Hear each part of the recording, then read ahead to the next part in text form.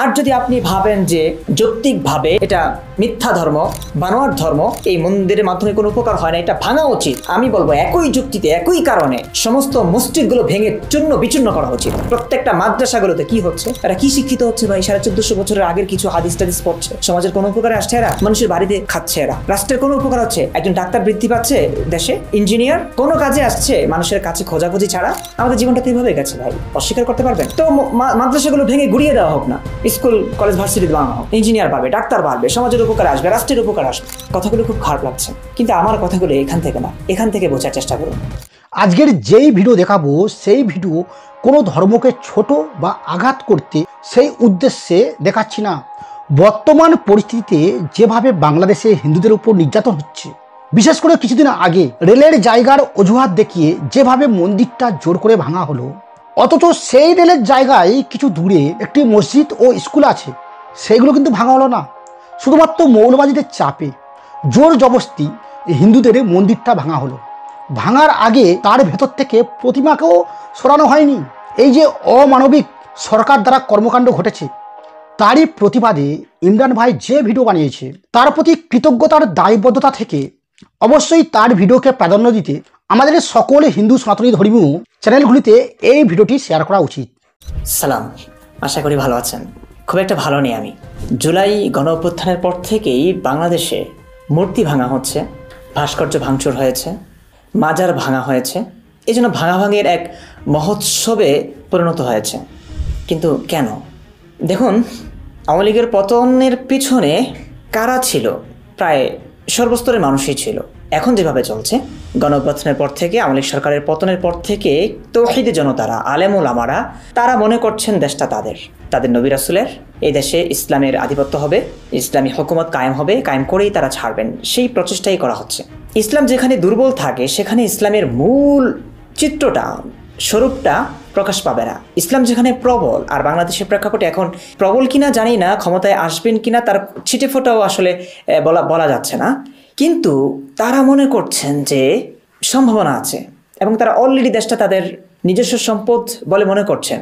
এক কথায় যদি বলতে চাই তাহলে আমি বলতে পারি যে বাংলাদেশের তৌহিদ জনতা, আলেম ওলামারা, ধর্মপ্রাণ মুসলিমরা ইসলামটাকে প্রবল মনে করছেন। আর যে দেশে ইসলাম প্রবল হয়, ইসলাম শক্তিশালী হয়, সেই দেশেই কিন্তু ইসলামের আসল চিত্রটা ফুটে ওঠে। আর যেই দেশে ইসলাম প্রবল হয় সেই দেশেই ইসলামের মূল চিত্রটা ফুটে ওঠে। আজ আমরা বাংলাদেশে যা দেখতে পাচ্ছি, মন্দির ভাঙার মহোৎসব, এটি কিন্তু ইসলামেরই চিত্র। রাসূল করিম সাল্লাল্লাহু আলাইহি ওয়াসাল্লাম মক্কা বিজয়ের পর থেকে নানান জায়গায় সাহাবীদেরকে পাঠিয়েছেন, কোথায় মূর্তি আছে, মন্দির আছে, মূর্তি পূজারী আছে, মহিলাদেরকেও ছাড়েননি। হ্যাঁ, রেফারেন্স নিয়ে ভিডিও বানিয়েছি, এগুলো আছে সহি, ইসলামের সহি সোর্সে আছে, এমন না যেগুলো এই কথাগুলো দুর্বল হাদিস কিংবা জাল হাদিস, ব্যাপারটা তা না, এগুলো সত্য ইতিহাস।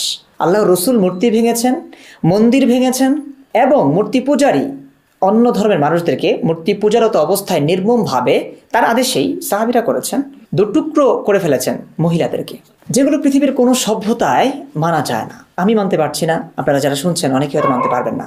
এবং এই যুগে যদি এমন কোনো চিত্র ঘটে, একজন মহিলাকে দুটুকরো করে ফেলা হচ্ছে শুধুমাত্র সে তার ধর্ম পালন করছে, তার বিশ্বাস অনুযায়ী সে কাজ করছে বলে, সেই মানুষটাকে দুটুকরো করে ফেলেছে, দৃশ্যটা একটু ভাবুন। আপনি যত বড় মুসলিমই হন না কেন, আপনি মানতে পারবেন না। যাই হোক, বলছিলাম বাংলাদেশে যে মন্দির ভাঙা হচ্ছে, কেন ভাঙা হচ্ছে? দেখুন, ধর্মপ্রাণ মুসলিমরা মনে করছেন মন্দির হিন্দুদের মিথ্যা একটা ধর্ম, মিথ্যা উপাসনালয়, এর মাধ্যমে কোনো কিছুই হয় না, না সমাজের উপকার হয়, না রাষ্ট্রের উপকার হয়, না পারিবারিক কোনো সমস্যার সমাধান হয়। ওকে, আমিও তাই বিশ্বাস করছি, ধরে নিলাম। আমি হিন্দু ধর্ম সম্পর্কে জানি না, মূর্তি পূজায় কোনো লাভ হয় কিনা আদৌ আমার জানা নেই, এবং সেই বিশ্বাস আমি রাখছি না আপাতত।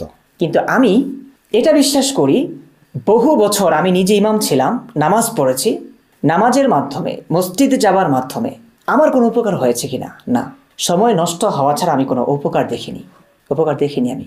মানুষ কাজ করবে, পরিশ্রম করবে, সে তার ফল ভোগ করবে, সফলতা পাবে। সব কিছুই হয় মানুষের প্রচেষ্টার মাধ্যমে। হ্যাঁ, কখনো আকস্মিকভাবে আমাদের কিছু মিলে যায়, কিছু পেয়ে যাই। নামাজ পড়লাম, আমি একজন নামাজি, তো ভাবি যে নামাজের মাধ্যমেই হয়তো আমি এই জিনিসটা পেয়ে গেছি। যদি এটাই যুক্তি হয়, তাহলে তো আমি বলতে পারি যে পৃথিবীর বহু নাস্তিক আছে যারা কোনো ধর্মে বিশ্বাসী না, কোনো ঈশ্বরে, আল্লাহ, ভগবানে কিছুতেই বিশ্বাসী না, তারা তো আরও সুখে আছে, তারাও আকস্মিকভাবে কিছু পেয়ে যায়। যাক, এগুলো কোনো কথা না। যদি মন্দির ভাঙা যৌক্তিক হয়, তাহলে আমি বলবো যে একই কারণে যৌক্তিকভাবে সমস্ত মসজিদগুলো ভাঙা যেতে পারে, মসজিদগুলো ভাঙা দরকার। আর যদি আপনি বলেন ধর্মীয় অনুভূতিতে আঘাত পান, যে কি বলে এই গালিগালাজ দিয়ে আমাকে যদি নানানভাবে কটাক্ষ করে, আক্রমণ করে কথা বলেন যে আমি কেন ধর্মীয় অনুভূতিতে আঘাত দিলাম আপনাদের, ইসলাম শ্রেষ্ঠ ধর্ম, সত্য ধর্ম, পৃথিবীর আর কোনো ধর্ম সত্য না, এটা আপনাদের কাছে, মুসলিমদের কাছে, আমাদের কাছে। কিন্তু পৃথিবীতে তো আরও মানুষ আছে ভাই। পৃথিবীর প্রধান ধর্ম খ্রিস্ট ধর্ম, এর সংখ্যা সবচেয়ে বেশি এখনো। ইসলাম অনুসারে খ্রিস্ট ধর্ম ভুল। তো পৃথিবীতে তো শুধু আপনারাই একা নন, বহু মানুষ আছে। 200 কোটি যদি মুসলিম ধরি, যদি এত না 150 কোটি থেকে 200 কোটি ধরতে পারে, পৃথিবীতে 700 কোটি মানুষ আছে, আরও 500 কোটি ভিন্ন ধর্মের, তাদের কাছে ইসলাম সত্য না। এখন আমি আপনাদের এই যে ধর্মীয় অনুভূতিটাকে শ্রদ্ধা জানাই, ওকে মসজিদ থাকুক, যদি এতে কোনো ফায়দা হচ্ছে না, না সমাজের, না পরিবারের, না রাষ্ট্রের, কোনো লাভ হচ্ছে না, জায়গা জমি নষ্ট হচ্ছে, কোটি কোটি টাকা খরচ হচ্ছে, কোনো লাভ হচ্ছে না, কোনো মানুষ কিছুই পাচ্ছে না নামাজ। এই 5 ওয়াক্ত নামাজ পুরো 200 কোটি মুসলিম যা অত্যন্ত গুরুত্বের সঙ্গে আদায় করছেন, পালন করছেন, সেই নামাজ এসেছে মেরাজের ঘটনা থেকে, এবং সেই মেরাজের ঘটনাটি ঘটেছে উম্মে হানির ঘরে রসুলের অবৈধ রাত্রি যাপনের মাধ্যমে। সেই নামাজে কিছু হবে, উপকার হবে, আমি মানছি না। যৌক্তিকভাবে যদি বলি তাহলে আসলে এই নামাজও কোনো কিছুই না, মসজিদগুলো ভাঙা দরকার। এখন আপনি যদি বলেন যে ধর্মীয় অনুভূতিতে আঘাত লাগবে, ধর্মের ক্ষেত্রে কোনো যুক্তি চলে না, ঠিক আছে, আমি মানলাম আপনার ধর্মের প্রতি, আমাদের ইসলাম ধর্মের প্রতি, মসজিদের প্রতি শ্রদ্ধা আমার আছে, মসজিদগুলো ভাঙা যাবে না, কারণ কিছু মানুষের বিশ্বাস অনুযায়ী মসজিদ উপকারী, মসজিদ কাজ দেয়, ওকে। কিন্তু কিছু মানুষের বিশ্বাস অনুযায়ী মন্দিরও কাজ দেয়, পূজা অর্চনার মাধ্যমে তারাও মানসিক শান্তি পায়।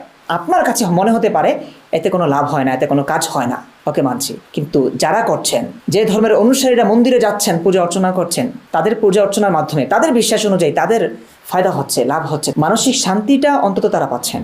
আপনি তাদেরকে আঘাত করতে পারেন না, আপনি মন্দির ভাঙতে পারেন না। আর যদি মন্দির অযৌক্তিক, মিথ্যা বলে আপনার কাছে ভাঙাটা বৈধ বলে মনে হয়, তাহলে আমি বলবো একই যুক্তিতে মসজিদগুলো ভেঙে চুরমার করে দেওয়া হোক।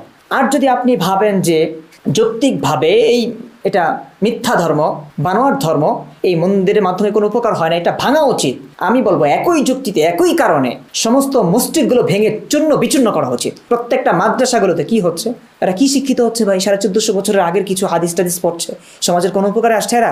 মানুষের বাড়িতে খাচ্ছে এরা, রাষ্ট্রের কোনো উপকার হচ্ছে? একজন ডাক্তার বৃদ্ধি পাচ্ছে দেশে, ইঞ্জিনিয়ার, কোনো কাজে আসছে মানুষের কাছে খোঁজাখুঁজি ছাড়া? আমাদের জীবনটা তো এভাবে গেছে ভাই, অস্বীকার করতে পারবেন? তো মাদ্রাসাগুলো ভেঙে গুড়িয়ে দেওয়া হোক না, স্কুল কলেজ ভার্সিটিতে বানানো হোক, ইঞ্জিনিয়ার পাবে, ডাক্তার পারবে, সমাজের উপকার আসবে, রাষ্ট্রের উপকার আসবে। কথাগুলো খুব খারাপ লাগছে, কিন্তু আমার কথাগুলো এখান থেকে না, এখান থেকে বোঝার চেষ্টা করুন। কথাগুলো আসলে অনুভূতিতে আঘাত দেওয়ার জন্য না। মসজিদ যদি থাকে, মন্দিরও থাকা উচিত।